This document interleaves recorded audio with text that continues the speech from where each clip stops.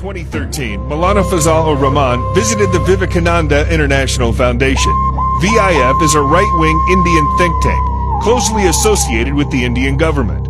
The meeting was also chaired by Ajit Doval. What could have possibly been discussed between Maulana and Ajit?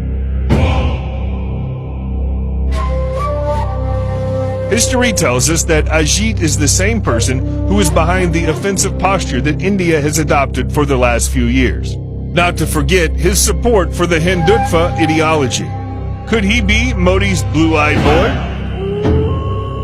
It is a known secret Doval has been spying on Pakistan for a very long time, including his alleged 7-year-long undercover stay in Pakistan.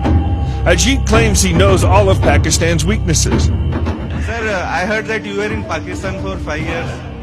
7 years. 7 years, wow. Could the meeting be an aim to exploit Pakistan's sovereignty? One of the key aspects of this meeting was Afghanistan. Later on, tension between Afghanistan and Pakistan grew, and India became an Afghan favorite. Now, the goal of this meeting is becoming more and more clear.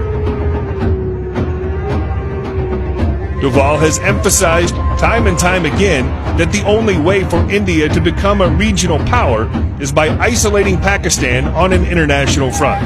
Ajit has been openly threatening Pakistan with an Indian-led Baloch separation, while Maulana has been trying to uproot the sitting government through the Azadi March. Has the aim of the VIF meeting started to come into play?